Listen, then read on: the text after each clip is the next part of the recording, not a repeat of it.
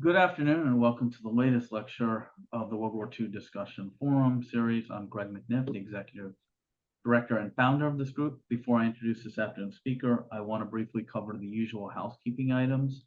First, our speaker has graciously agreed to take questions after his prepared remarks.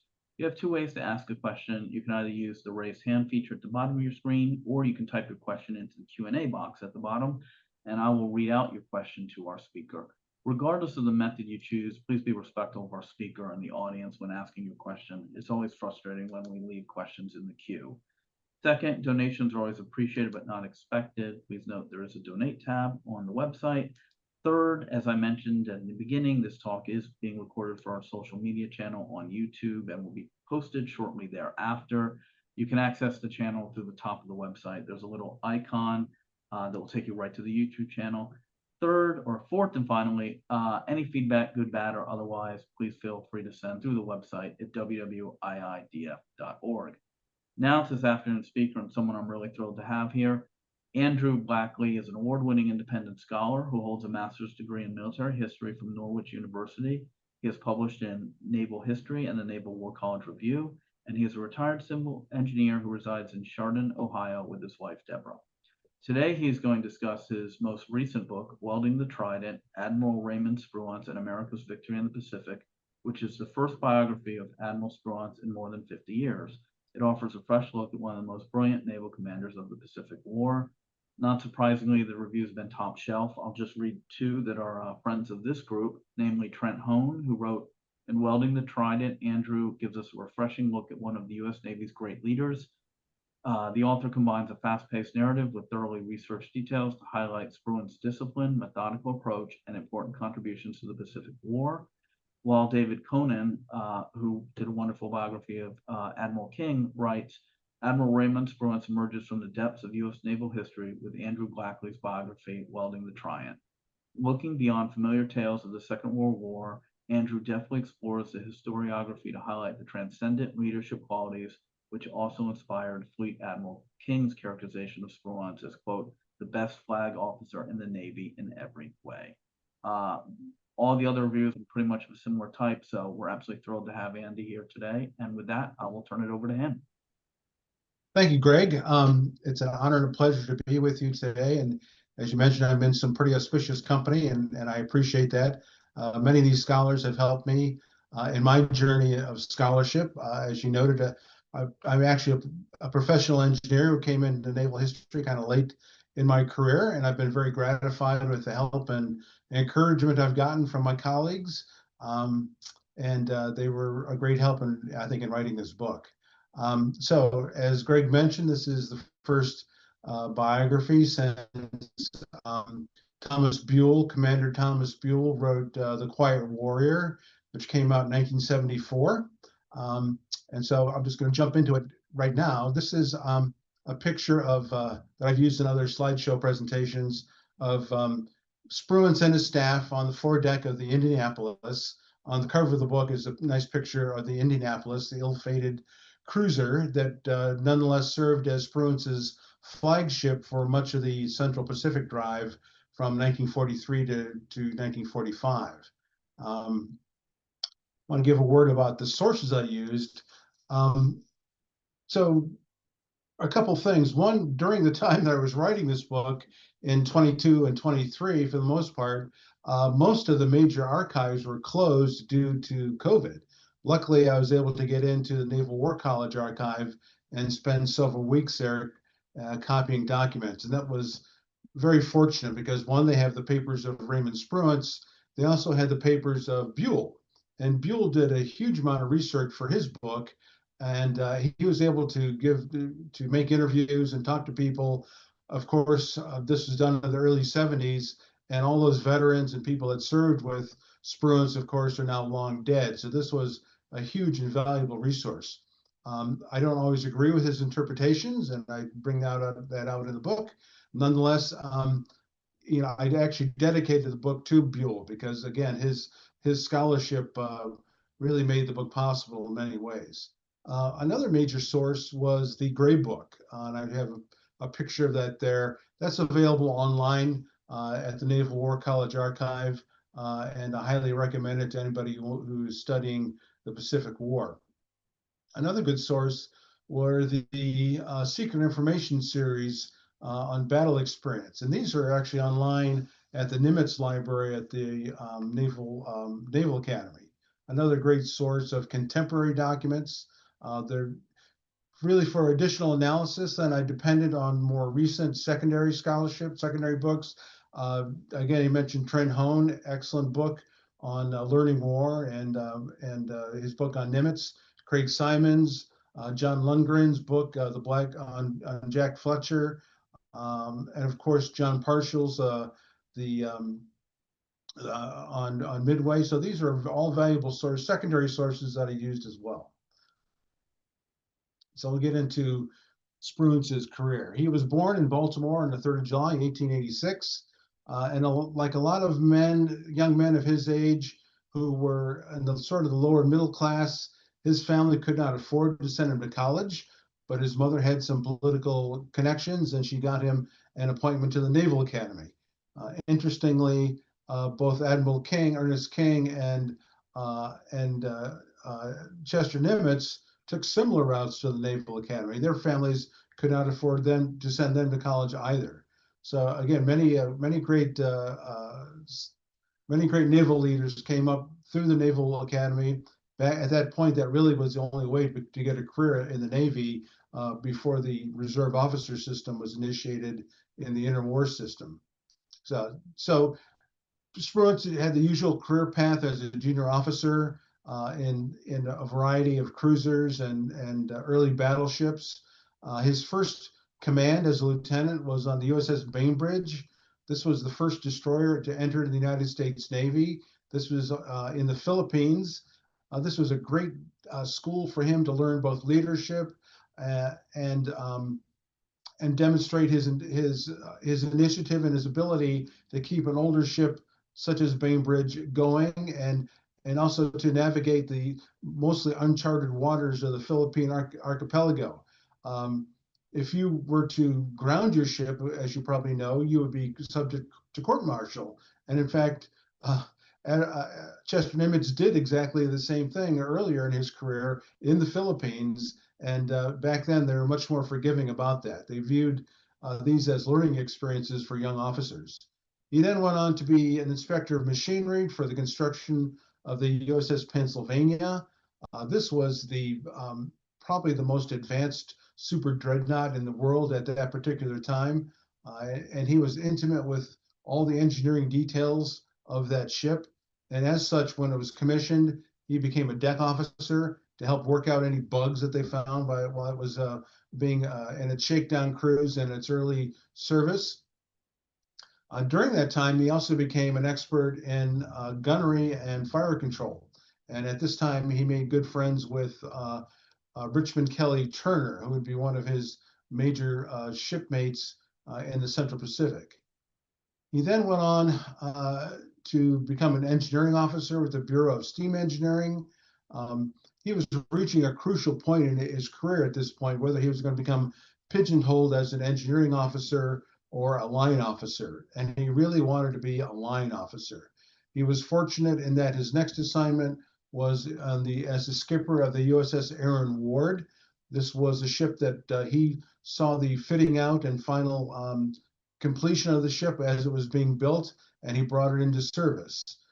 This was what's called a flush deck destroyer, one of literally hundreds that were built at the end of the First World War. He then joined somebody who would become a close confidant and good friend of his, William Bull Halsey. Halsey was his commander in San Diego, and together they learned a great deal about how to handle destroyers and initiate some new destroyer tactics using smoke screens and torpedo attack. From there, he moved on to the Bureau of Engineering.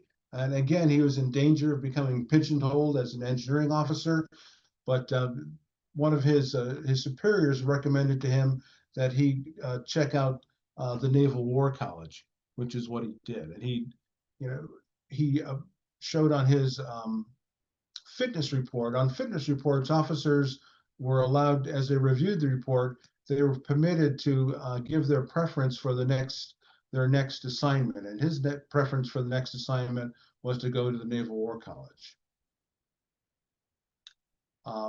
So at this point, he was in naval forces in Europe for a year or so, but he joined the class of 1927 at the Naval War College in July of 1926.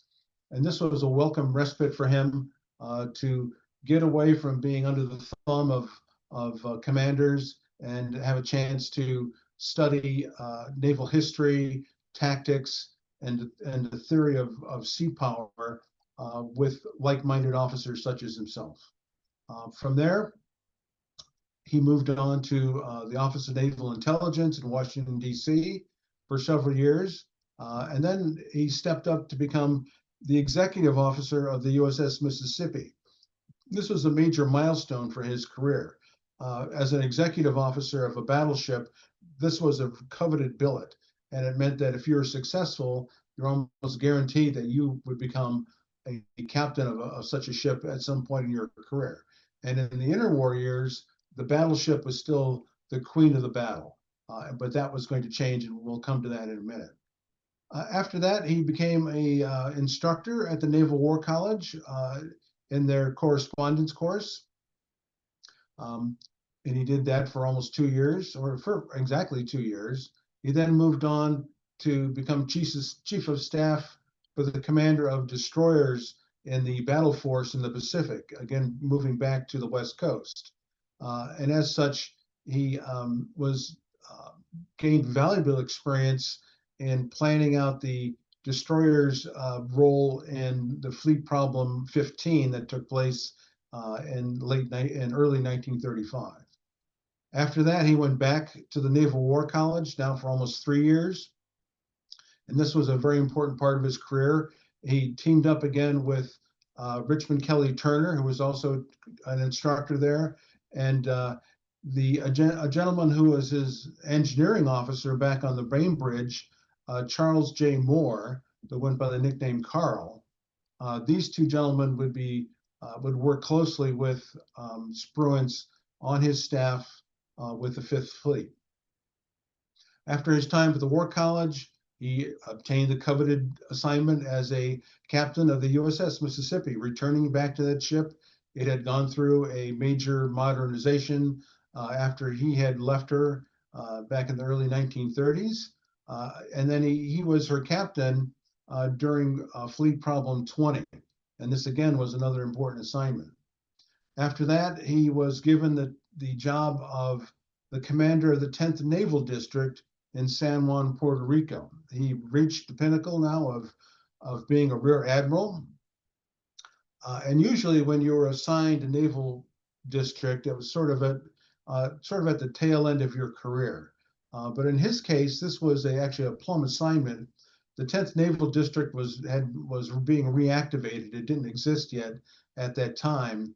And San Juan was going to be developed into a major naval air station. The Fleet Problem 20 in particular, showed a crying need for a really true permanent naval station in the Caribbean. And while he was there, Spruance oversaw the construction of the air base at San Juan, and this gave him valuable experience in really building a major naval facility basically in a almost jungle-like situation. The soils there were terrible.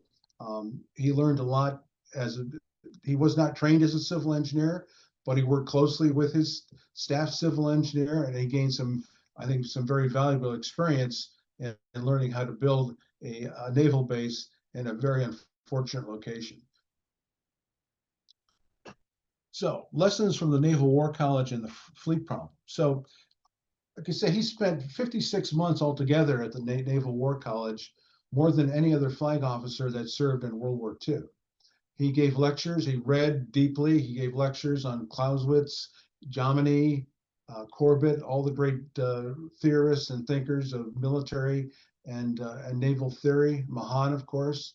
But one statement from Clausewitz that he took was that the idea of keeping your forces concentrated. From Corbett, he took away the idea that if you have an enemy who is unwilling to enter battle, the way to get them to engage is to strike at some ulterior object that they cannot possibly resist defending. And this would actually be the case in the Central Pacific when they moved to the Marianas. And we'll come to that in a few minutes. In 1936, he gave a lecture on tactics. French theorist Ramatuelle, law of the stronger, which was basically to use all maximum available force against the enemy. To them, that was the true economy of force, was to maximize the results you could obtain against an enemy. In fleet problems 10 and 15 that he participated in, he saw that carrier planes were, once they had gained air superiority, usually by knocking out the enemy's carriers, they then could go on and bomb and weaken the opposing battle line. And at this time, carrier planes could really not carry much more than a 100-pound bomb. But nonetheless, if they were successful, they could knock out a turret or two of an opposing battleship. And if you did that, according to Lanchester's laws, once you start decreasing the number of guns in an opposing battle line, that gives you a huge advantage. In Fleet Problem 20, this reinforced these lessons again, but with even greater emphasis on finding and neutralizing the enemy's aircraft carriers first. And in that particular exercise, once air superiority had been gained by one side, the opposing battle line withdrew, knowing that there was no point in trying to pursue any further action. So this was, I think, an important lesson for Spruance and of course for the U.S. Navy to learn.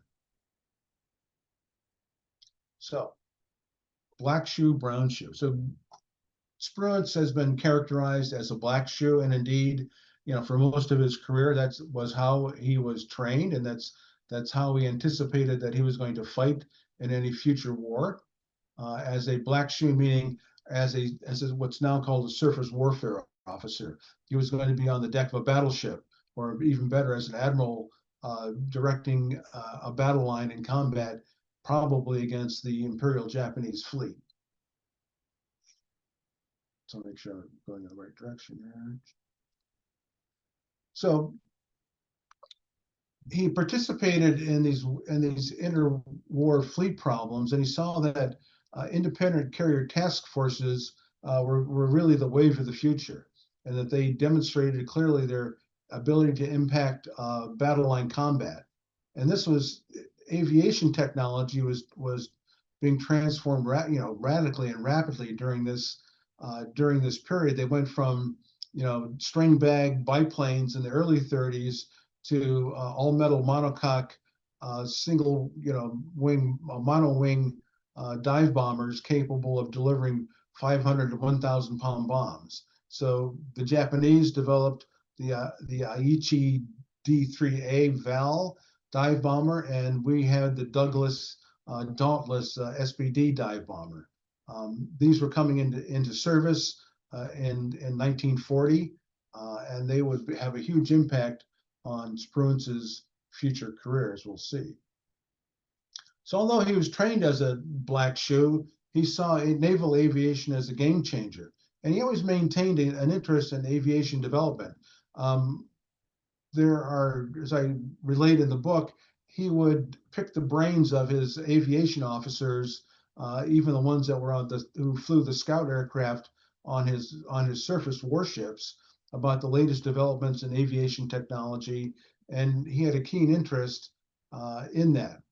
So in the spring of 1941, while he was still at the 10th Naval District in Puerto Rico, on his fitness report for that year, when asked what was your preferred next assignment, he specifically stated he wanted to be with Cruiser Division 5. And now, as a Rear Admiral, that meant that he would be in command of Cruiser Division 5. Cruiser Division 5 at that time was assigned to Task Force 2, commanded by his old friend Bill Halsey. I don't have documentation of this, but one of one of Spruance's later aides also came to the opinion that Spruance and Halsey had worked out an agreement ahead of time that Spruance would come into the Pacific to work with Halsey, to be with him in the event of a war. So in fact, Spruance was able to get his orders changed. He went and saw Nimitz. Nimitz at the time was in the Office of Personnel, and had his orders changed to send him to Pearl Harbor. So he arrived in Pearl Harbor. Keep going back to that screen. He arrived at Pearl Harbor then in September of 1941. There was a rumor that Admiral King wanted to make him his chief of staff for the Atlantic Fleet, and Spruance basically, he respected King, he liked King, but he did not want to be fighting a war in the Atlantic. He had been training and thinking about fighting in the Pacific, and that's where he wanted to go, and that's where he in fact ended up.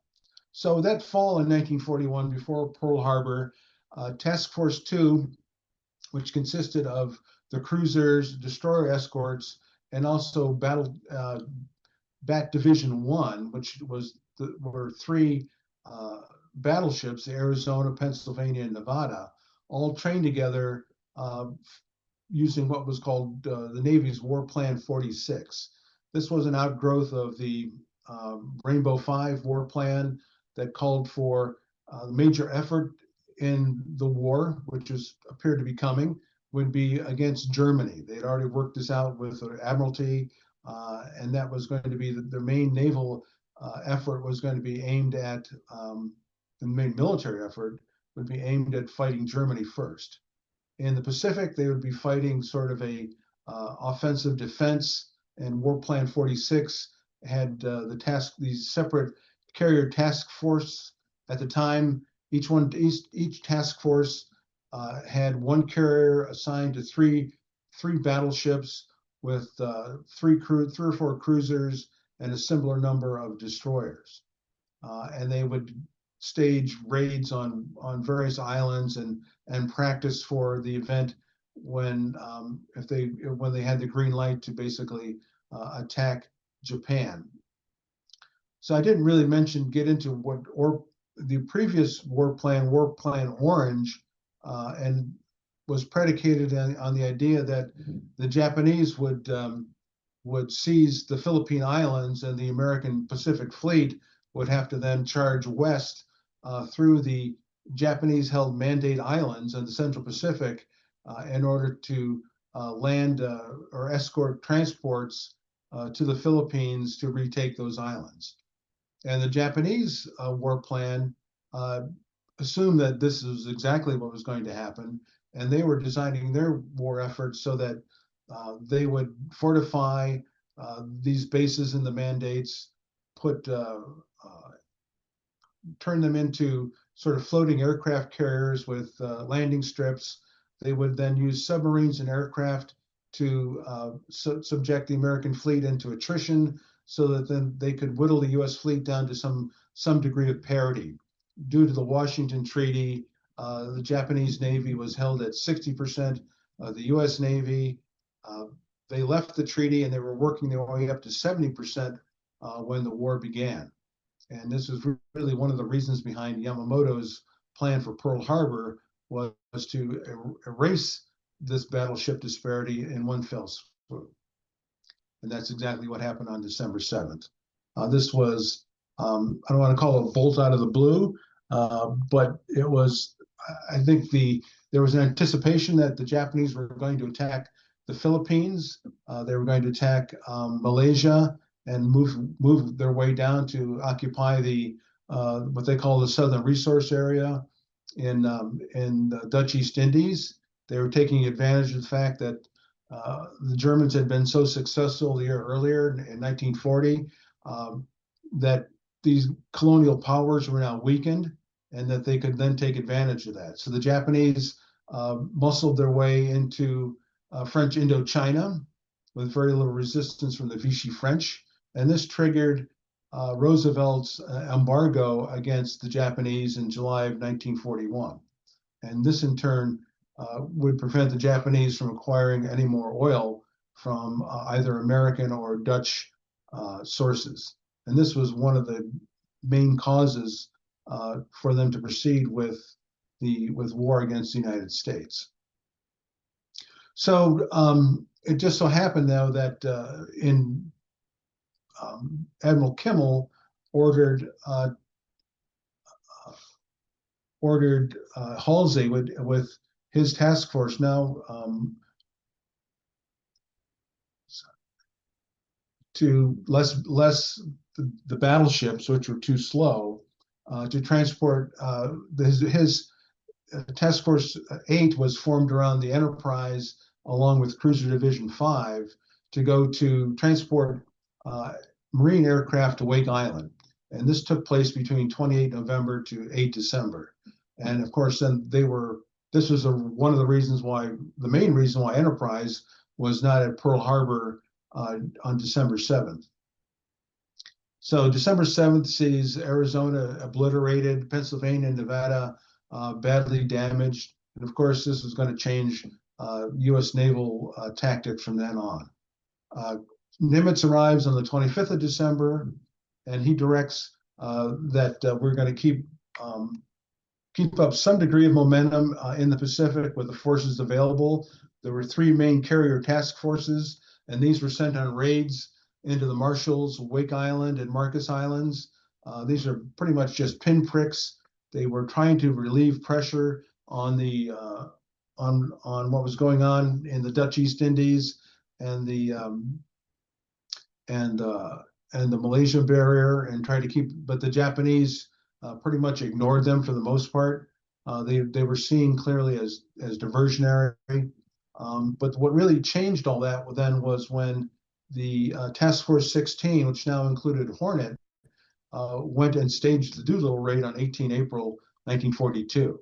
This raid then convinces the Imperial General Headquarters of the need for Operation MI. This was Yamamoto's plan for a decisive battle to attack Midway Island and bring the U.S. fleet out, bring the remaining carriers out to be destroyed, so that they could occupy Midway and threaten and maybe even invade Hawaii at some point. That was never really finalized, as it was more of a pipe dream. The Japanese army was never prepared really to do that, but nonetheless, there was that threat.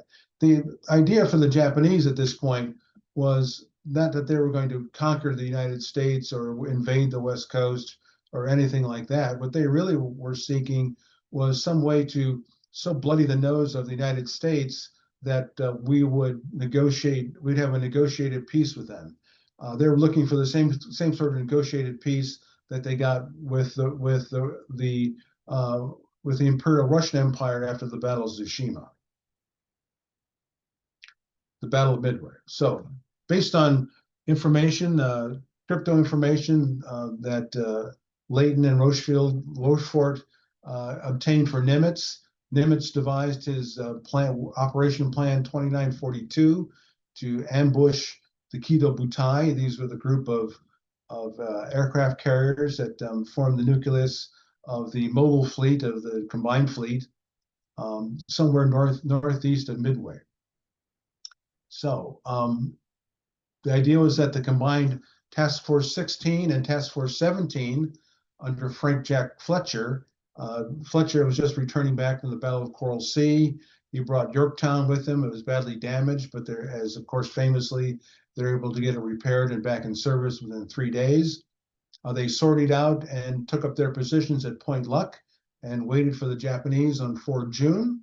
I don't want to go into a lot of detail on the Battle of Midway because we'd spend the rest of the time entirely on that. Just wanted to highlight a few things that I think separated Spruance from the so-called brown shoes. The brown shoes were the naval aviators.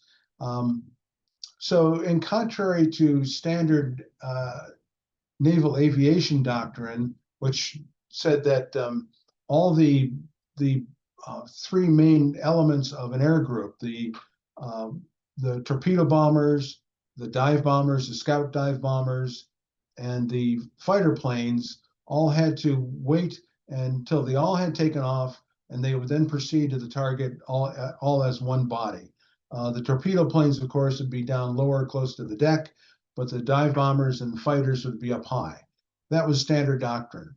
Well, at just before 0:45 hours, Spruance got intelligence that the Japanese had likely spotted his carrier, and he knew that it was vital to strike the enemy carriers before they could strike him. Wade McCluskey and the bombing group 6 and scout group 6 were already in the air, and he told them to proceed immediately to target without waiting for the rest of the air group. This turned out to be a crucial decision, because it was, of course, McCluskey who spotted the Japanese carriers at 10:20 and began the attack on Kaga and Akagi. Mitcher, on the other hand, Mark Mitcher, who was a brown shoe, one of the very first aviators, he had command of Hornet, and he had Hornet's air group go due west, what's called the flight to nowhere. He believed that there was a second, in accordance, he believed that the Japanese were grouping their carriers as the Americans would do in groups of 2. And he thought that the second Japanese carrier group was following the first one. And so he sent his air group out due west to strike this hypothetical second carrier group. Well, of course, the Japanese didn't do that, and his air group missed the action entirely on June 4th. After Yorktown was disabled that early afternoon, Fletcher handed the command over to Spruance. At this point, the Japanese had lost 3 aircraft carriers, and the 4th was going down. And at this point, really, Fletcher had a victory on his hand. He handed the battle over to Spruance, and now it was Spruance's battle to lose. Somewhat controversially, later that evening, Spruance orders a turnaway east into the darkness. He does not want to advance towards the Japanese fleet, knowing that they were probably escorted by battleships and cruisers, which would easily outgun the few cruisers he had with him. And at that time, U.S. carriers were not equipped or trained for any sort of night activity. And he was prudent and decided that he had pushed things far enough, and he turned away east. On the 5th of June, he overruled Browning one more time. He took sides with his pilots and reduced the amount of bomb load that they were carrying in their planes. And Browning supposedly was so infuriated that he stomped on his hat and stormed off to his cabin.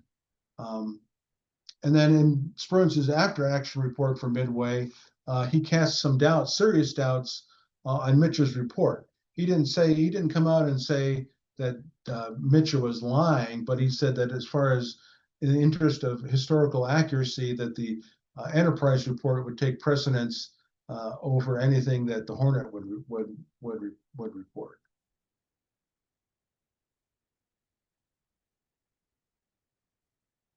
After that, then Spruance had already been chosen by Nimitz to be his chief of staff, even before he went into the Battle of Midway.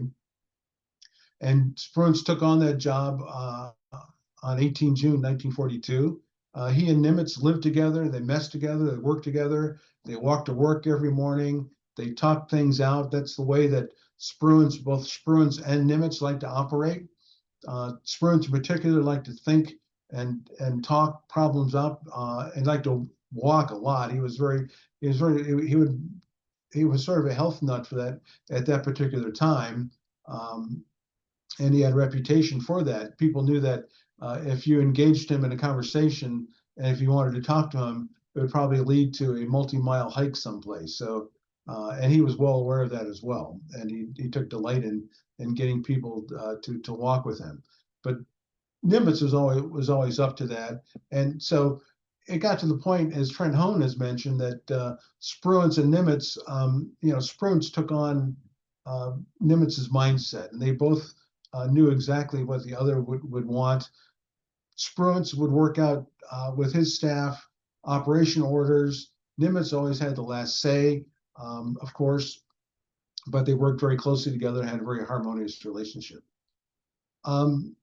Early in July, after the Battle of Midway, Admiral King was not content to rest on his hands. He wanted the U.S. Navy to keep moving. And so, based on intelligence that the Japanese were doing something in the Lower Solomons, He directed the Marines to land on Guadalcanal, which they did on 7 August. The following, we had the naval battles at Savo Island, naval battles in Guadalcanal. On 14 October, Spruance and Halsey traveled to Noumea, where Halsey was then directed to take over command of the South Pacific forces from his friend Gormley. And this was a major and important change of command in the Solomon Island campaigns. Throughout the rest of that fall, October, November, important battles. The Imperial Japanese Navy and Army suffer heavy losses on Guadalcanal and around the Solomon Islands. Eventually, the Imperial headquarters decides to withdraw from Guadalcanal and leave it to the Allies. At the Casablanca Conference in 1943, King got an affirmation that the Central Pacific Drive would occur that year. And so planning began for that. King wanted to get it started in the spring of 1943, but the assets simply did not exist. And it wasn't until late May that the Essex, the first of the fast carriers that had been authorized in the building program in 1940, finally arrived in Pearl Harbor. And this would be the first of 7 or 8 of these fast carriers that would be augmented by light carriers and escort carriers that would arrive in the theater in 1943 and 1944. On the 5th of August, Spruance got the job that he really desired more than anything else, and that was the command of the Central Pacific Force, later to be called the Fifth Fleet. And he was given the task then of beginning the drive in the Central Pacific. So the takeaway from these battles at Midway and the Eastern Solomons was to find the enemy before he finds you, hit him first, use all the maximum offensive firepower, the importance of defensive firepower to protect your carriers, having a tight carrier air patrol, fire direction from a combat information center, the immense improvement on anti-aircraft batteries on carriers and fast battleships, using the Mark 14 gun sight and the variable time proximity fuses, and of course radar, extremely important, a real game changer for the Allies. And Japanese were never able to come up with anything comparable to American and Allied radar. When the Guadalcanal campaign, it was clear that to be successful, you had to obtain air and sea superiority at the earliest opportunity, to use all the advantages you had in firepower and technology, to maintain an unrelenting pressure and tempo of operations. And this would be the hallmark of really the Pacific campaign for the rest of the war. Between MacArthur's moving up the Solomons and New Guinea towards an invasion of the Philippines and the Central Pacific campaign, the Japanese were hard pressed, to say the least, to respond in any meaningful way to what was going on. So the Trident of amphibious operations: 1, air superiority using land-based and fast carrier air forces; amphibious assault using highly trained marine infantry and amphibious tractors and LCVPs to take your forces from waiting transport ships to the landing beaches. The landing beaches would be prepared first using your superior firepower, both with the guns on your battleships and your cruisers and destroyers. The destroyers could get close in and take out individual blockhouses if need be. And of course, the carriers, the escort carriers in particular, would provide close air support with aerial bombing. So the Trident strikes for the first time, Operation Galvanic.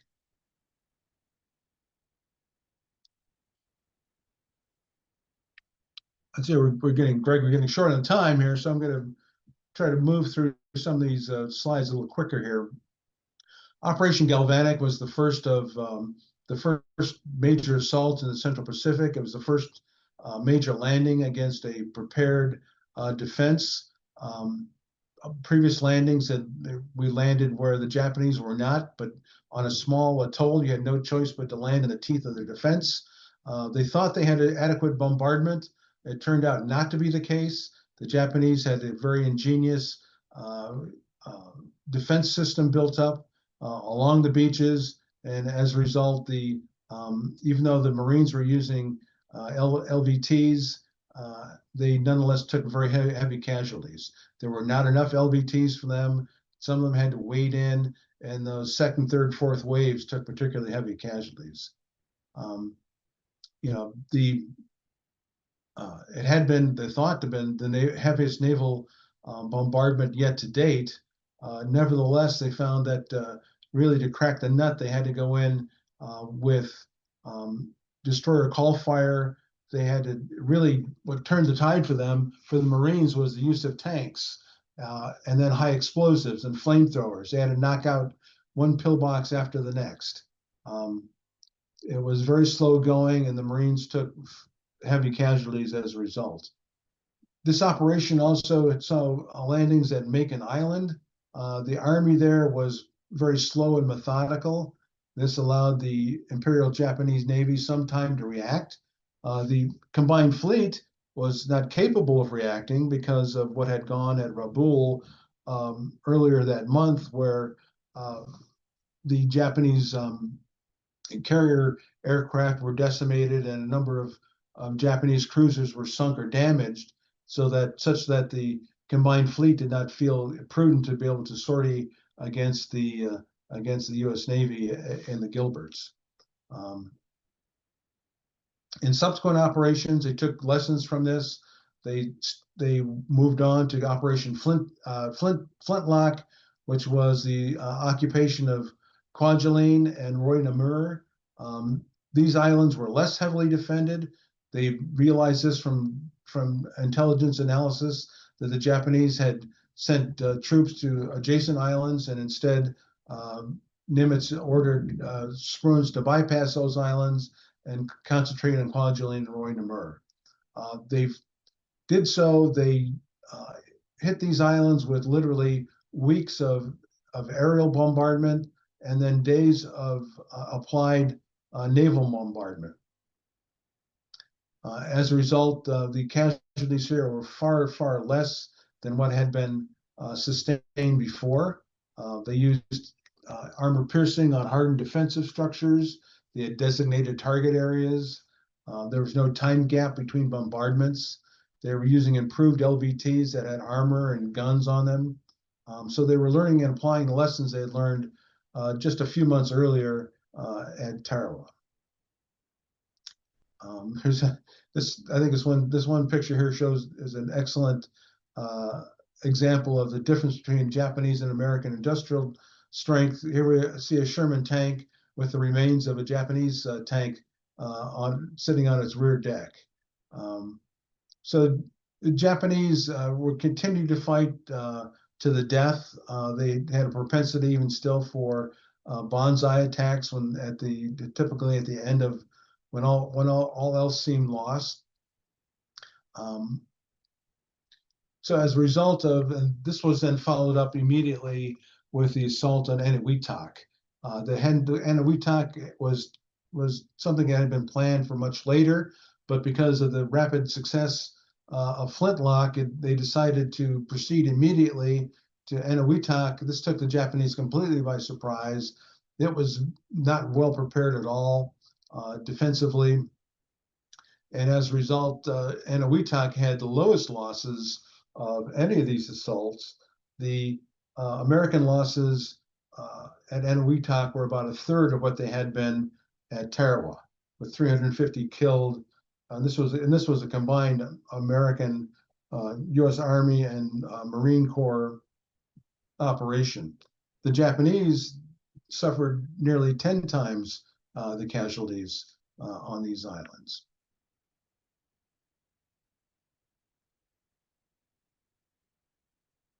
So, moving on from this, the Imperial Japanese Navy, the combined fleet, had been avoiding decisive battle up to this point because their carrier air arm was badly depleted, and they needed a great deal of time to rebuild it.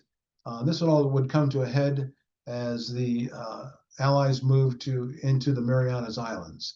Marianas Islands were seen as the jumping off point for an eventual invasion of the home islands and as a base for strategic bombing, which in fact is what they became. The Japanese realized the value of these islands for the same thing, and of course they tried to defend them as best they could. This was now entering into their absolute defensive zone, and of course they would have to meet the U.S. fleet in a decisive battle if they could. This is a comparison of naval forces and these various operations in the Gilbert Islands, Marshalls, and Marianas.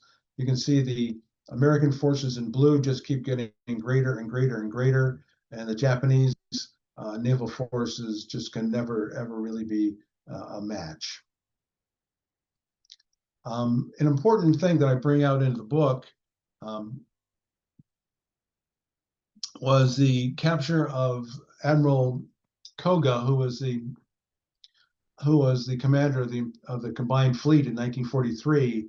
His Operation Plan 73, known as Plan Z, and this was a real intelligence coup. Koga and his staff were forced to retreat from the Palau Islands. They were their planes went down on the way to Davao in the Philippines. This briefcase of his chief of staff, Vice Admiral Fukudome Shigeru, he was captured. This plan was then captured and by Philippine guerrillas. It was taken by submarine to Brisbane, Australia, translated, and copies were sent to SINCPAC. Leighton translates it himself and sends a version of it to Spruance, who is waiting at Eniwetok to begin the Operation Forager, the attack on the Marianas. And I believe that this document had a profound influence on Spruance's decision making at the Battle of the Philippine Sea. This Plan Z had an emphasis on the destruction of transports and the use of flanking attacks, which is what Spruance feared would happen at the Battle of the Philippine Sea. As it turns out, that didn't happen that way, because when Koga was killed and disappeared, he was replaced by Admiral Toyoda Soimu in May of 1944. And Toyota revised Plan Z into what became known as the A operation orders. And this changed the emphasis on the Japanese strategy. They now would go after the carriers first and destroy them, and then go after the transports. And the Japanese would keep their fleet concentrated. This was not something that Spruance was expecting.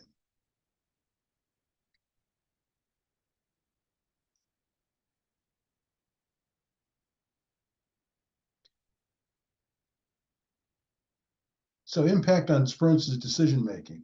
So Spruance recognized the importance of land-based air forces to Plan Z, so he directed Task Force 58 to attack and wipe out all the Japanese land-based assets in the Marianas and Iwo Jima, also doing suppression on Truk and other islands. He had this belief that the Japanese were going to engage in a two-pronged attack against his invasion fleet to the west of Saipan, and he rejected Mitcher's suggestion on the evening of 18 June that they should head west after midnight, so that they would be within striking distance of the Japanese fleet in the morning. So instead, Task Force 58 goes to the east to stay within tactical striking distance. The Japanese did in fact keep their forces consolidated. They launched a series of 4 strikes at extreme distance. Their idea was that they would launch their strikes at a distance beyond the range of American carriers, so the American carrier aircraft could not hit them in return. This sounds like a great idea, but this extreme distance also allowed the carrier information centers on the battleships and carriers to combat information centers, excuse me, to see the incoming Japanese aircraft many, 60 and 100 miles coming out before they arrived. This allows the carriers then to put a very formidable carrier air patrol in the air. They move the bombers are sent off to keep the flight decks clear, and the result was what's known as the Marianas turkey shoot, where the Imperial Japanese Navy loses estimated 476 aircraft. The Japanese carrier Shokaku, it was torpedoed and sunk, as was their brand newest carrier, the Taiho, which had an armored deck. It was the latest and greatest Japanese carrier. It was the flagship of Admiral Ozawa. Ozawa has to transfer his flag to Haruna, a cruiser, and as a result, the combined fleet is essentially leaderless for some amount of time on the evening of June 19th. He nonetheless orders the combined fleet to withdraw, which they do to the northwest, to head back towards the home islands. On June 20th, Task Force 58 attacks the retreating combined fleet, sinks the leg carrier Hayo and 2 oilers, and damages another carrier and the cruiser Haruna.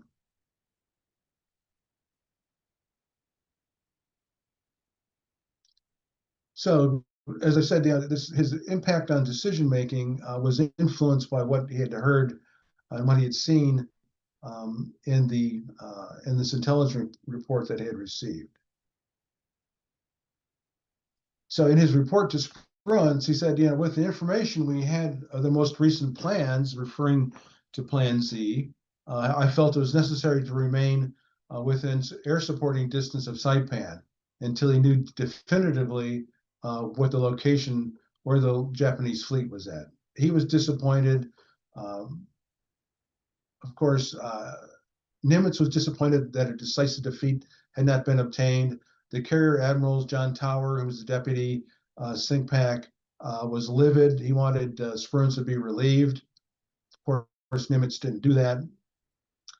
I think that most historians have said they believe that Spruance's decision-making was correct. I don't think people previously realized what influenced his decision-making was this intelligence that he received just prior to the battle.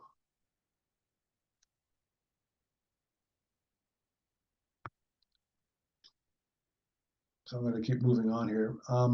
They failed. The Japanese plan, or AGO failure, was due mainly to the depletion of their base air forces. They relied heavily on aerial reconnaissance to warn them of the approaching American fleet so that they could attack it with submarines and their base air forces. They failed to do that. Their carrier pilots at this time were not well trained at all. There were frequent landing accidents. They could not conduct any kind of night operations. In fact, Ozawa was reluctant to even have them land back on the carriers once they had launched. He wanted them to fly onto Guam after their successful raids, quote unquote, and then reload on the airfields in the Marianas and attack the American fleet again. But the Task Force 58's carrier planes had kept the airfields in the Marianas under suppression and basically shot down anything that attempted to either land or take off from those airfields. It was a complete failure on the part of the Japanese. The Japanese were also at this time heavily hamstrung by the lack of oil. They could only operate for so long before they had to refuel. And this was the case again, and one of the reasons why they had to withdraw away from the scene of combat. They also were always getting very unreliable reports from their own their own people in the field. They would report, we've sunk in 5 aircraft carriers. That never happened. The base air commander on Guam never told Ozawa that his base air forces had been virtually destroyed. Ozawa was working in an intelligence vacuum, and it had very poor situational awareness. After this, you of course had the Battle of Leyte Gulf, which I'm not going to get into, but it does show, again, the Japanese this time decided to split their forces into 3 parts and to use their carriers as an irresistible bait for Bull Halsey. That almost led to disaster. Fortunately, it did not. But the time that it took for the Allies to invade and occupy Leyte and then move on towards Luzon in the central and the main island of the Philippines allowed the Japanese a lot of time, the Japanese commander, to reinforce and build very formidable defenses on the island of Iwo Jima. Iwo Jima was seen as a valuable place to build to deny the Japanese the use of the airfields they were building there, but then also to use these as satellite airfields for B-29s and for fighter aircraft to provide cover for the B-29s going into the strategic bombing of Japan. Holland Smith, who was the commander of the Marines, was very bitter post-war about the Marine losses here. He felt that this had been a waste of time and precious lives. But when the Marines planted the flag on Mount Suribachi, Secretary of Navy Forrestal was standing next to Holland Smith, and he said, well, Holland, that'll guarantee the existence of the Marine Corps for the next 500 years. So that was at least one positive outcome from this really horrible, horrific battle. Spruance didn't stick around to see the conclusion of this. He was anxious to get on with the attack of Okinawa on iceberg. So Spruance, there had been, at the Battle of Leyte, was the first instance where kamikazes were used.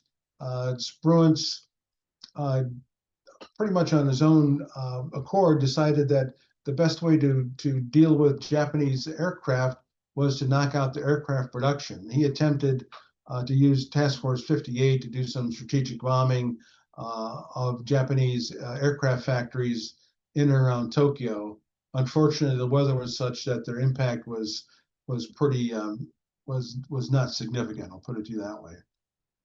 So the Okinawa was chosen. Let me backtrack a second. Iwo Jima was chosen because there happened to be available 3 Marine divisions at the time. The other alternative, the one that Admiral King wanted, was to invade Formosa with modern-day Taiwan, but it was determined that there simply wasn't the available Army manpower and shipping in order to make that happen. So the decision was made to go for Iwo Jima. Now, in the spring of 1945, they had all agreed to move on to Okinawa. Okinawa would be led by the 10th U.S. Army, or the U.S. 10th Army, which was composed of 2 Marine divisions and 2 Army divisions. It would be commanded by an Army general instead of a Marine general. There had been a brouhaha on Saipan with the relief of with General Ralph Smith of the U.S. Army by Holland Smith, and the U.S. Army determined that they never again would fall under the command of a Marine if they could avoid it at any cost. Initially, things went well on Okinawa. The 6th Marines pushed all the way to the very north tip of the island, with meeting some resistance. But the main battle line was to the south, and the Shuri line around Naha and across the southern portion of the island. This was, again, heavily fortified with a very clever defense of artillery, anti-tank weapons, and the Japanese there were determined to kill as many Americans as they could. They had over 100,000 Japanese troops in the southern part of the island, and this took literally weeks, almost months of hand-to-hand, what they call corkscrew fighting of, again, like on Iwo Jima, using tanks, flamethrowers, and satchel charges to knock out one emplacement after the next. The Japanese attempted a suicide assault with the battleship Yamato, Operation Tengo. Of course, Yamato was swarmed by carrier aircraft from Task Force 58 and sunk. The Japanese response was to step up what they called the Kikusui attacks. These were the falling chrysanthemum attack of massive waves of kamikaze bomb aircraft. Before they had been sending in kamikazes and sort of penny packets. Now they were intending to completely swamp all the naval defenses, the anti-aircraft defenses, and cap if they possibly could.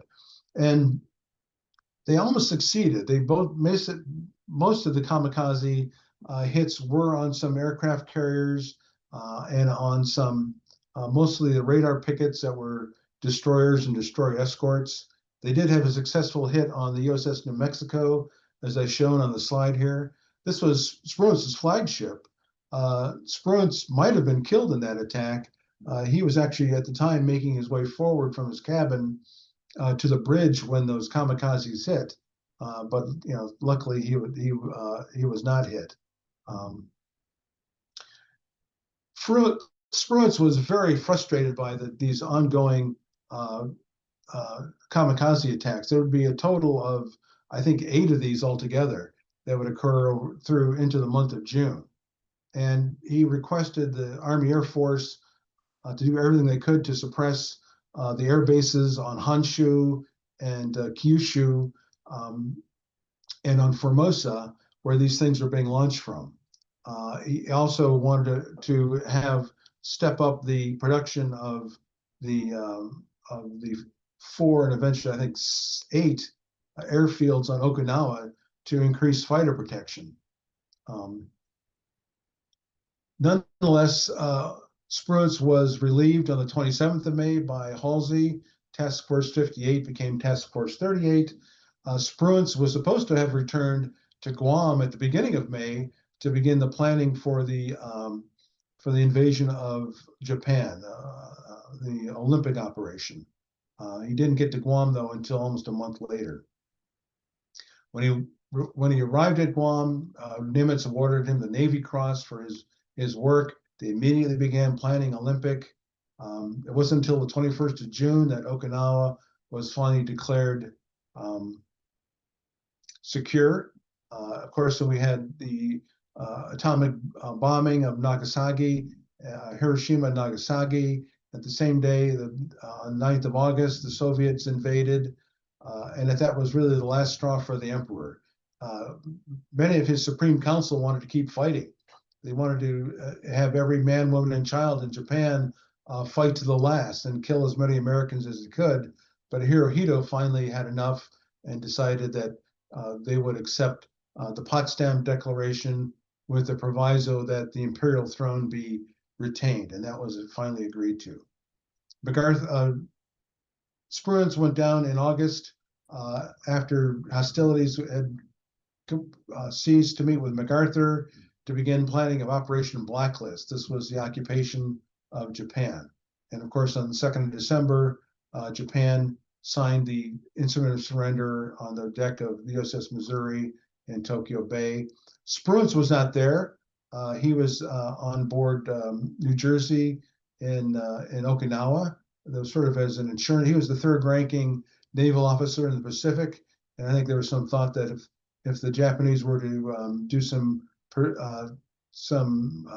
sneak attack again and try to wipe out the Allied commanders during the surrender ceremony, that they'd have a backup commander.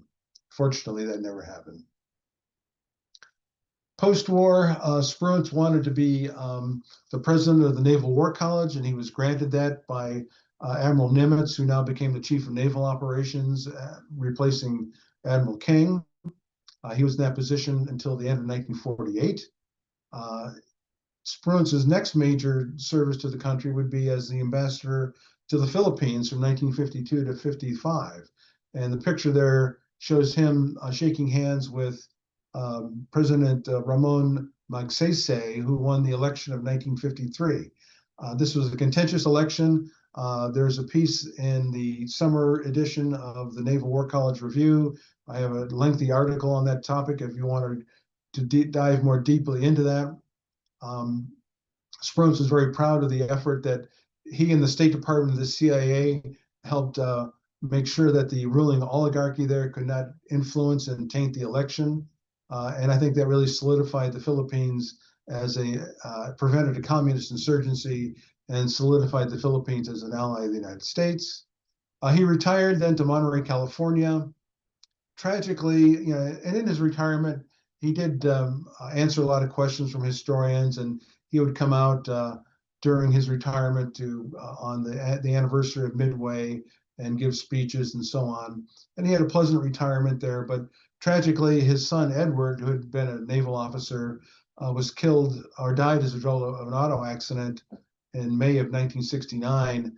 And this so dispirited Spruance that that he lost all will to live, basically, according to his wife, and his health declined, and he passed away on 13 December 1969, and he's buried next to his friend Admiral Nimitz and Richard Kelly Turner there in San Francisco. Well, that was pretty long-winded. I apologize for taking so long, but I guess we can open up to any questions now, Greg. No, that was fabulous, Andy. Thank you very much. And we have plenty of questions. I will take two from the queue, and then I think Alex, Jim, somebody else. Oh, Alex, yeah, Jim and Mike. Okay. So from the queue, JR, thank you for a great presentation. Question about leaving Badi 1 behind on the TS2 pre-war resupply mission. Was it mainly due to the slow speed of the battleships, or was it a question of command they probably would have sailed with their own rear admiral or even vice admiral? If I recall correctly, Vice Admiral Pai was in command of the battle line. Would love your thoughts. Thanks again for a great lecture. Sure. So the resupply said that it was just the Battle Division 1, the 3 battleships that was commanded by Rear Admiral Isaac Kidd, who had seniority on Spruance, and he was the second in command of the task force. Halsey, of course, had overall seniority, and he was the commander. But they were left behind strictly because of speed. They actually left Pearl Harbor together to make it look like it was just another standard training mission. But when they got out of sight of land, the battleships split off and went another way. And the Marine aircraft were then flown out from Pearl Harbor and landed on Enterprise for transport to Wake Island. So they were trying to fool any of the spies and observers at Pearl Harbor as to what was actually going on. And of course, Halsey was on war footing already. He said that basically everything was armed and they were ready to fight all the way out to Wake Island. Perfect. And it turns out it was fortunate that Enterprise was within flying range of Pearl Harbor on the morning of 7 December. They had no idea what was they got the message that it was going on. And they were told then to search for the combined fleet. It was a good thing they didn't find them. They would have been annihilated in short order. From Gary, to this day, it's still suggested that the Navy left the Marines newly landed on Guadalcanal stranded without all their supplies. Was it necessary to leave them that early? Well, Turner thought so. That they basically they dumped the supplies, as many supplies as they could. The supply ships were there when the Japanese bombers started attacking that evening. Some ships were sunk, and then after the Battle of Savo Island, Turner had the ships unload what they could and basically bug out as fast as they could. So the Marines were, of course, very sore about that, and as they tried to resupply them as best they could, but it was a situation where the Japanese at that time had command of the air in that area to some degree, and command of the sea to a degree as well. So Fletcher also caught a lot of heat because he withdrew the carriers for refueling, and he felt that he wasn't safe either with the Japanese cruisers in the area. So the Marines felt hard put. They had to eat the rice provisions that were left over from the construction crews on Guadalcanal. Yeah, they had a hard time until mid-August when some supplies did start to come through. Alex, if you want to unmute on and ask a question, and then I'll go Jen, Mike. Yeah. Thanks, Greg. Yeah. So, with Philippine Sea, Spruance's orders specifically were, to prioritize the transports. So I've never gotten, except in retrospect, with of course, the idea that they could have destroyed the entire Japanese fleet there, taken out the carriers, but nobody really seems to have looked at his orders, which I guess you think again is the result of the capture plans. So yes, I wonder what you think about all of that. Well, so when you look at the operation orders for all these operations, even galvanic, there's always a paragraph in there that says, well, if the Japanese fleet should come out, we'll make every effort to engage them in decisive battle. But of course, it's Spruance's idea, and this is again based on training from the Naval War College. The objective was to assault and capture the Marianas Islands, and that's what he was there for. That was his primary mission. Destroying the Japanese fleet would be nice, but he had to accomplish the primary mission first, and then protecting the landing forces, in his opinion, overruled everything else. And was fortunate that because of the way the Japanese approached their attack of the Task Force 58, they basically left themselves open to annihilation.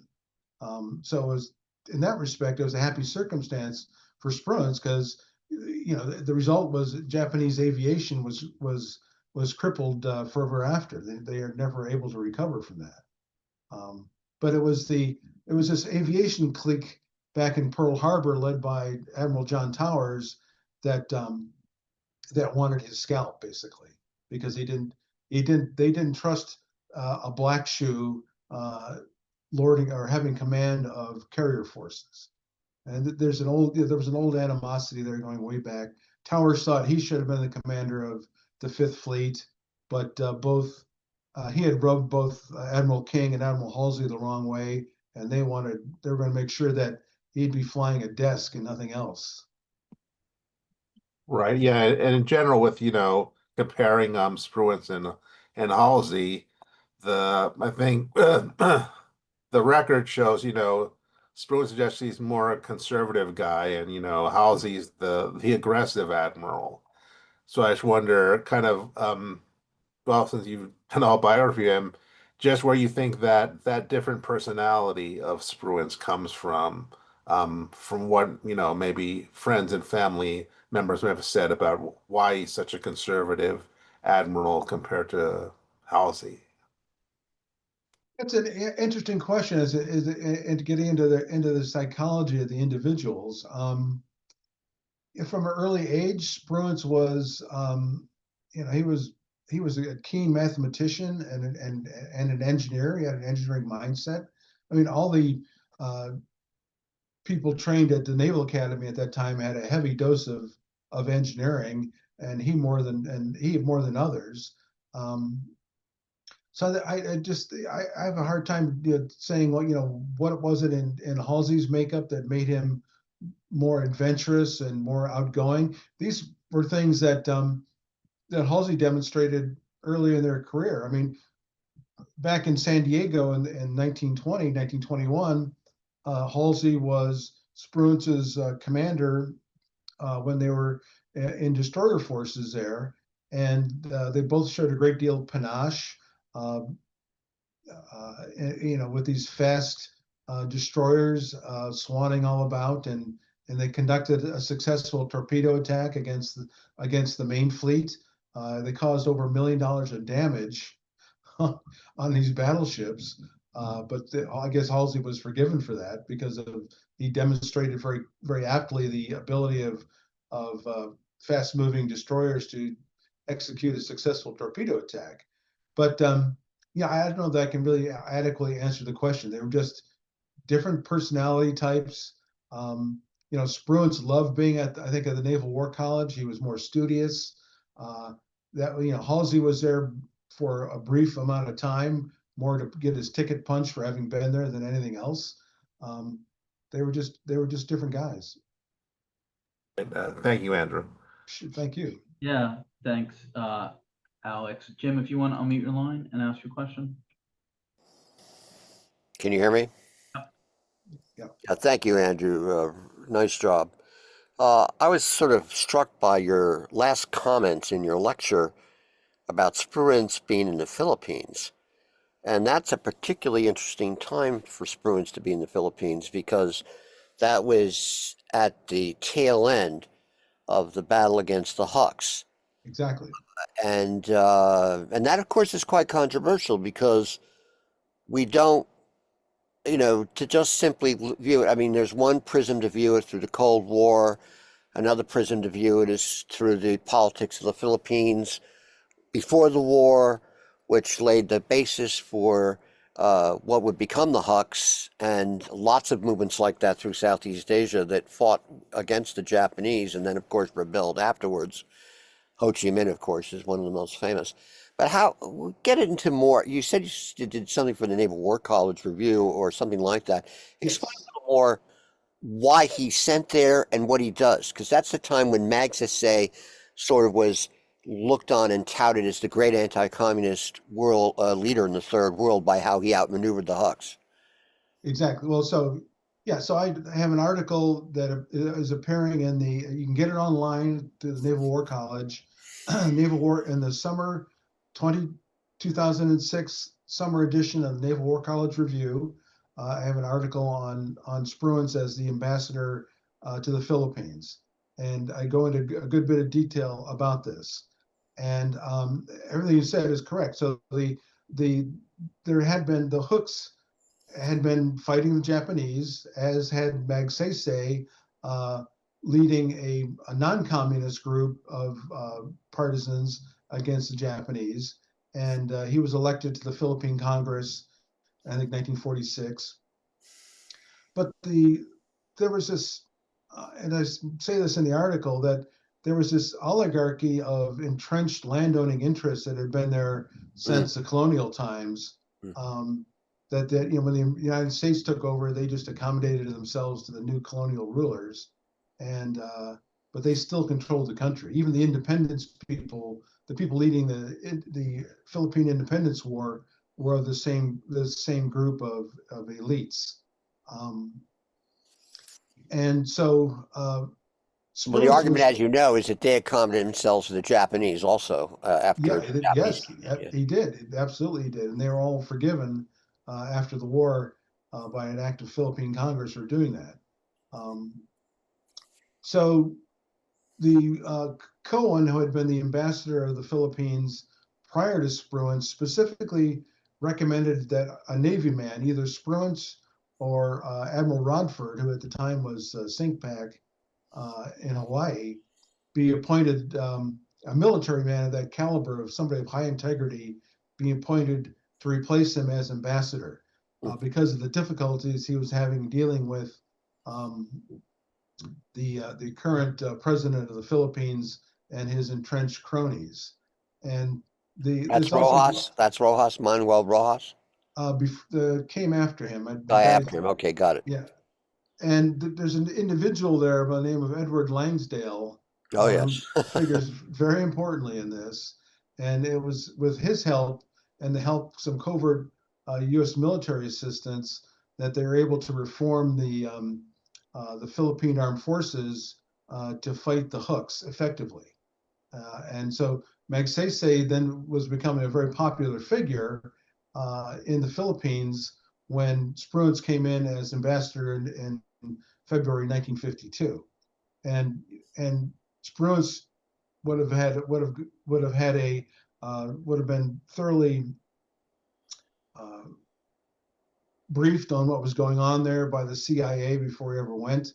The CIA and the State Department, and they were told specifically not to be overt in their support for Magsaysay, but they did everything they could to help him.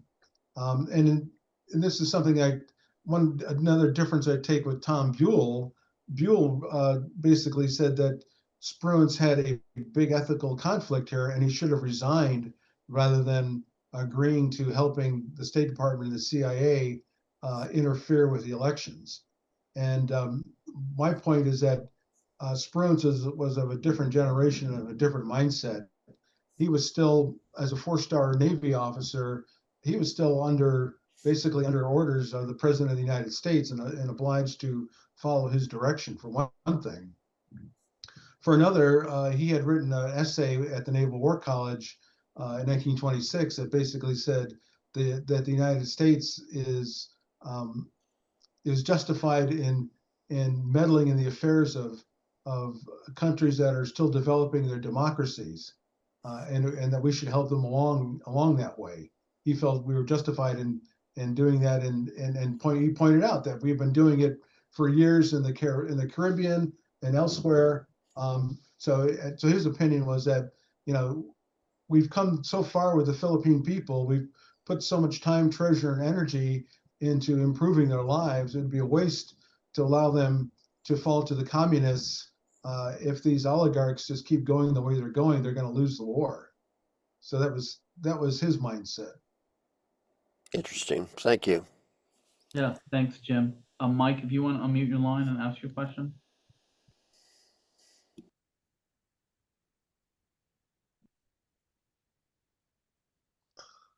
Yeah, sorry for the delay. I just got the unmute button to hit. Can you hear me? Yes. Great. Thank you for a wonderful, comprehensive, and very well done talk. I'm going to apologize in advance because I'm going to hit you with a lot here. But it seems to me that from what I've gleaned from everything you've said and everything else I know about Spruance, is that whereas Halsey, they might have been more aggressive, but also more reckless in too many occasions. Spruance wasn't so much conservative as he seemed to weigh the what can be gained and what the chances are of gaining it from one option versus what can be lost and what the the odds are of losing it, of having that loss.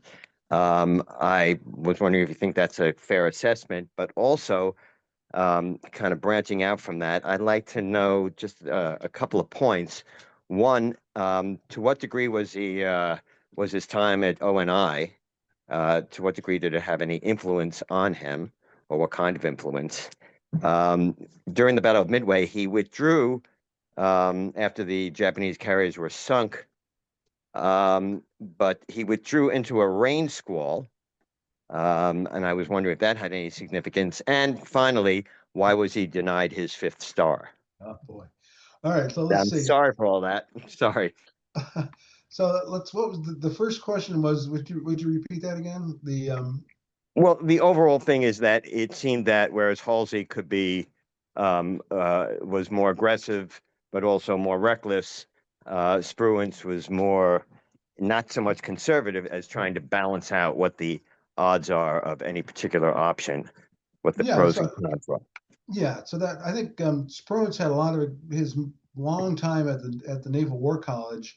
He oversaw and participated in a lot of naval wargaming, and I think that sort of helped sort of tune his mind to thinking along those terms. If you've played war games, you have to take those sorts of considerations into account if you're going to be successful.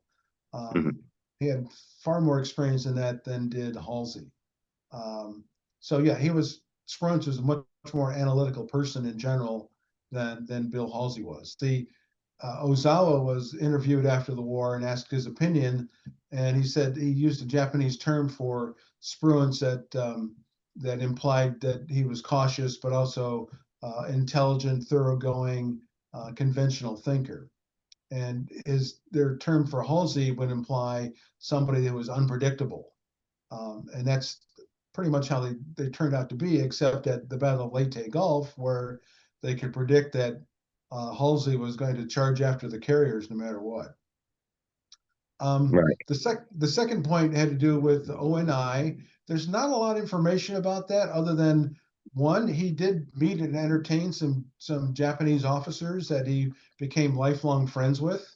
So he felt that it gave him sort of an insight, good or bad, incorrect or not, into Japanese thinking. There was that. There's a hint that he may have been in, this is in another book on the name escapes me at the moment, on naval intelligence in that period, where he may have been familiar with some of the surreptitious stealing of code books from Japanese consul in New York City. He also made friends with a guy by the name of Zacharias, who was a young officer, Japanese-speaking young officer at ONI. So, yeah, he was in Washington. He got to know the hierarchy there. And so I think, he got a flavor of code breaking and code analysis. So I think that had some influence on him, but I've never found any other specific place where he mentioned, his time there as being significant and significant influence on his thinking. With regard to the withdrawal east on the night of 4 June, I think he said later he thought it was more like his intuition telling him that their luck was running out, and he was faulted by not only the aviators. A Naval War College analysis of the battle also faulted him for not pursuing or putting himself in a position the next morning where he could have knocked out what remained of the Japanese fleet. Well, that night he still didn't know what had happened to the Hiryu, whether it had sunk yet or not, and he didn't know what was going on with the other Japanese cruisers and accompanying battleships, and he had no idea about Yamamoto and the main force sort of ghosting him to the north. American intelligence had no idea that they were there. And as it turns out, many months later, he pulls aside Edward Layton and asks him if he had seen, this was in like October of 1942 or November, if he had seen any new intelligence about what had happened there. And Layton comes back a couple of days later. So yeah, I found we've had captured copies of the track of the combined fleet and their correspondence. And some of this is actually in the beginning, at the sort of in the beginning sections of the Gray Book, as a separate section, that the Japanese were preparing an ambush, that if anyone was foolish enough to follow after them, that they were going to come down with their heavies on what was left of the American fleet. So he had he had 3 torpedo bombers left in his entire in the 2 air groups, and his air group. He had very few torpedo bombers left, very few fighters. His air groups, both the Yorktown and Enterprise, were severely depleted. And some of the air components of Hornet had, when they made their flight to nowhere, ended up on Midway Island. So that night he didn't have really much to fight with, and they could not have fought at night, or even the other thing is that if he had to depend on his cruisers, he had I think 3 or 4, maybe 5 treaty cruisers with him. These treaty cruisers, like the Northampton that he served on and the Salt Lake City, these things had very little armor. They had 8-inch guns, but no torpedo protection to speak of. If they had been hit with a battleship, they would have been in bad shape. So he was very grateful to Layton later on. He said, "You've taken the weight of 20 years off my mind," and he had that intelligence analysis and submitted it to Nimitz and eventually to King, showing that he was justified in turning away. And what was the last? Oh, the last one was the fifth. Why was he denied the 5th star? Well, because the Congress had only authorized 5 5-star billets, and it came down that there was one left. The first four went to Leahy, from the Nimitz, King. I want to say Stark. Well, there's just one left. I don't want to misstate here, but it got down to the point where there was only one 5-star billet left. And King's recommendation to President Truman was either Halsey or Spruance. He couldn't make up his mind. And it was then went to President Truman, and Truman decided to give it to Halsey because he had more seniority and he had been at sea longer than Spruance had.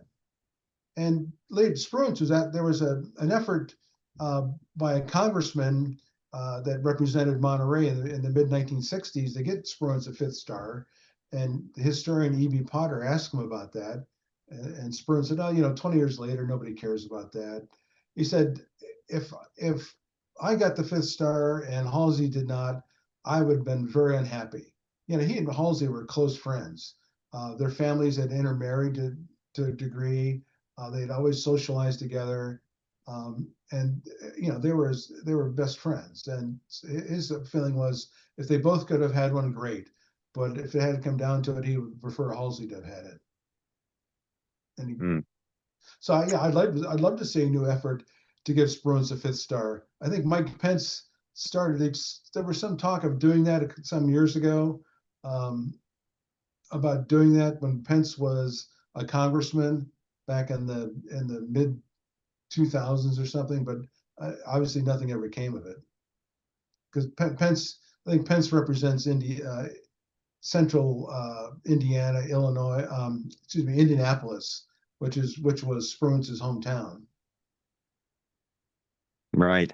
Can I slip in one other question? Sure. It's up to Greg. Yeah, I think we'll close on this. Mike, go for it. Yeah. All right. Well, it's just that that during the Marianas operations, it did seem that the submarines, basically U.S. submarines, did probably did substantial damage to the Japanese carriers, obviously, by taking out 2 of them.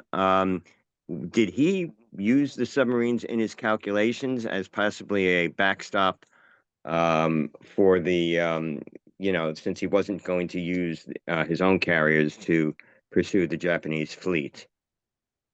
Not that I'm aware. I think Lockwood was the guy directing the submarines. I think Spruance worked with Lockwood and requested submarine support. They were basically using the submarines as sentries to detect movements of the combined fleet, which they were very successful. And if they found it, that was their standing operating procedure was to first report position and then attack. So I'm not aware that was a specific part of the operations plan for Operation Forager, but I think it was more standard procedure. Good. And it just worked out well. In keeping with with Spruance's line of thinking. Okay. Thank you very much. Thank you for the questions. Yeah, thank you, Mike. Aaron, Andy, do you have time for one more? Sorry. Okay. Queue. Aaron, if you're still there and you want to unmute line, we'll ask your question. I know you've been waiting. No, thanks. Thank you so much for this fantastic presentation and amazing scholarship and work that you've done. I'm sure it's taken you 10 years of your life. Not really. Oh, really? Okay. Well, that's no, impressive. about 3 years. About 3 years. That's really impressive, actually, to be honest, because most of these histories really take a lot out of people. I grew up in California, and we, in like junior high, had these programs where we studied like great Californians or great people that are buried in California, whatever. And so we went to the Golden Gate Cemetery, and Lockwood, Nimitz, Turner, Spruance are all buried there. Can you maybe talk about their relationships and how they developed over over the decades, and how that ultimately helped them build a leadership under fire, including Halsey, and how unique that was to have so many senior historical leaders in such a senior cadre at such a critical moment, and basically the greatest Navy fighting in human history. Can you maybe give some color on that? That'd be great. Sure. So we've already talked about Halsey. He goes way back with Halsey into the 1920s, and again at the Naval War College, and as you say, he specifically requested to be under Halsey's command before the war started. So they were close friends, and they remained so. With Nimitz, he didn't really know Nimitz until Nimitz came into Pearl Harbor as SINCPAC in December of 1941. He had talked to Nimitz at the Department of Navy when he was requesting a change in orders. So he was familiar with Nimitz, but they did not have any other relationship that I'm aware of. But they became very close personal friends. They lived in the same house together for a year and a half. They ate all their meals together. They recreated together. Nimitz taught him how to play horseshoes. Spruance wasn't very good at it. Nimitz liked to shoot pistol every day. It's one thing that Spruance didn't do for whatever reason. That was not his thing. But they did develop a very close personal relationship as a result of their time living together, and they just ended up, thinking like one mind practically. Richmond Kelly Turner, Spruance met him when he was on Pennsylvania as a young man back in 1916-17. Kelly Turner was there as a fire control officer on Pennsylvania, and Spruance was there as an electrical expert on fire control mechanisms. So they would have worked very closely, and they built a friendship starting then. And then Kelly Turner came on board at the War College in 1937-38. And again, they established a close working relationship and friendship. And he was somebody that Spruance specifically requested to be on his team for the Central Pacific Force in the Fifth Fleet. Lockwood, unfortunately, I don't have a lot of information about what Spruance's previous relationships to Lockwood were, other than they lived together in Pearl Harbor in that same time frame. I have pictures elsewhere of them all standing together, greeting Eleanor Roosevelt when she came there in September of 1943. Lockwood is in the picture with Spruance and Nimitz. So I think they all socialized together. I think they were just like-minded officers, as near as I can tell. I would like to know more about Lockwood, to be honest. Yeah, he's a very interesting combatant leader in history, because he was a surface warfare officer till basically 1940, and they said, "Here, submarines. By the way, do all of them in the Pacific." And it's kind of remarkable, actually, when you think of what he was able to turn around in 36 months without any. He'd been on a submarine, but he'd never been underwater in a submarine until then, and which is just like, it's literally like, I've walked on a plane, but I've never flown in one, but I'm going to command all of the carrier aviation. It's kind of remarkable, actually. And so I do know they crossed paths at the Naval War College, and also in different surface commands. Okay. So I do know that. Okay. And I'll look it up more next, because I'm going to be in the Bay Area next week, or a week and a half, and then I always go to the Nimitz house and stuff like that when I'm out there, or try to. And so I'll look up more stuff on that, and I'll just send you an email if I find anything. Yeah, that's great. I think great. I think Greg could share my email if you wanted to. Yeah, definitely. Okay, I think that's probably a good place to end it. Glad we were able to get that in, Aaron. Thank you. Thank you to our speaker for a great talk and very generous Q&A. Again, the book is Wielding the Trident, Admiral Raymond Spruance, America's Victory in the Pacific by Andrew Blackley. Please join us next Saturday when historian James Ellman will discuss his latest book, Patton Reconsidered, General George S. Patton as a Wartime Commander, which offers a reappraisal of the controversial general's leadership and battlefield performance.